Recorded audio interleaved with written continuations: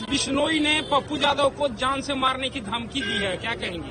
देखिए, मीडिया के माध्यम से मुझे जो जानकारी मिली है लॉरेंस बिश्नोई के बारे में कि वो जेल में है और आप लोग मुझे करेक्ट कर सकते हैं, शायद वो गुजरात के जेल में ही हैं। तो आप इसी से अंदाजा लगा लीजिए कि गुजरात में प्रशासन, जो जेल प्रशासन है, किस तरह से मतलब इस तरह की खबरें बाहर आती है या टेलीफोन से वो धमकी देते हैं, किस तरह से देते हैं। तो ये गुजरात सरकार को और खासतौर पे गुजरात जेल अथॉरिटी को देखनी होगी कि इस तरह की बातें जो आती है इसमें कितनी सच्चाई है और इसकी जांच करके उनसे पूछताछ भी होनी चाहिए, क्योंकि तो ऑलरेडी कस्टडी में है और जुडिशियल कस्टडी में होंगे तभी तो वो जेल गए हैं। एनडीए की बैठक हुई है सीएम आवास में, 220 सीटें जीतने की बात एनडीए के नेता कह रहे हैं। तो एनडीए के जितने भी घटक दल हैं, सारे दल के नेता वहां आए थे। पशुपति पारस नहीं आए थे? मतलब उनको छोड़ करके चिराग पासवान थे वहां पे मौजूद? चिराग के पार्टी से थे। मतलब कौन थे? तो जब सीनियर नेता ही नहीं हुए तो एनडीए की ये किस तरह की बैठक थी? मतलब मुख्यमंत्री जी ने बैठक बुलाई और मुख्यमंत्री जी के बुलावे पे और एनडीए के घटक के नेता ही अगर नहीं पहुंचे हैं तो ये किस तरह की शुरुआत हुई है? तो इसका मतलब कि सब कुछ ठीक नहीं चल रहा है अंदर खाने में। मुख्यमंत्री जी के बुलावे पे और बीजेपी की तरफ से कौन गए थे?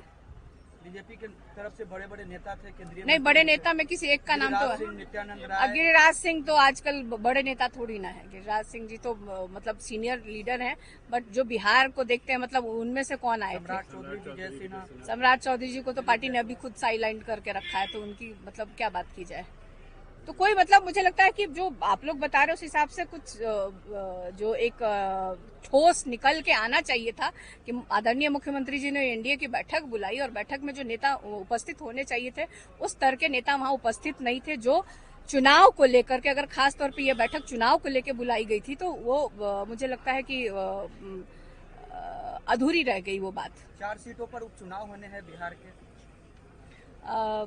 बहुत जगह चुनाव होने हैं, बहुत सीटों पे राज्य के बिहार मतलब भारत के अलग अलग राज्यों में उपचुनाव होने हैं। तो हमारे यहाँ भी चुनाव है, हमारे यहाँ भी उम्मीदवारों के लगभग सभी दल के उम्मीदवारों के नाम की घोषणा हो गई है और सब लोग प्रचार प्रसार में लगे हुए हैं। और मैं आपको बता देना चाहती हूँ कि हम लोग जनता के मुद्दों को लेकर के जा रहे हैं। हम लोग बिहार के विकास की बात कर रहे हैं, हम लोग बिहार में बेरोजगारी दूर करने की बात कर रहे हैं, हम बिहार में फैक्ट्री लगाने की बात कर रहे हैं। तो हम लोग जनता के मुद्दे के साथ गए हैं और हमें पूरी उम्मीद है कि जनता इस बार अपना चारों सीटों पे हमारे जो भी इंडिया गठबंधन के जो उम्मीदवार हैं उनकी जीत। शहाबुद्दीन की वाइफ और उनके बेटे ने आरजेडी ज्वाइन किया है, जिस पर सत्ता पक्ष के लोग कह रहे हैं कि फिर से जो लोग हैं जैसे लोगों को जो है ला रहे हैं, हम लोगों को बोलते थे। देखिए, आपका प्रश्न मुझे थोड़ा अजीब इसलिए लग रहा है कि आपने कहा कि शहाबुद्दीन की पत्नी हिना साहब की अपनी एक आइडेंटिटी भी है। वो हमारे दल में काफी समय से हैं और वो लगातार चुनाव लड़ती आई हैं, लोकसभा का चुनाव लड़ी हैं, संगठन के लिए काम किया है, पार्टी के उम्मीदवारों को जिताने के लिए अलग अलग जिला में उन्होंने प्रचार प्रसार किया है। तो हमारे दल में थी, कुछ बीच में थोड़ा सा टिकट को लेके या जो क्या बात हुई थी वे 2 सीनियर हिना साहब जानती होंगी और हमारे आदरणीय राष्ट्रीय अध्यक्ष और तेजस्वी यादव जानते होंगे कि आपस में क्या बात हुई है। और एक बहुत अच्छी पहल दोनों तरफ से हुई है कि घर वो लोग फिर से परिवार एकजुट हो गया है।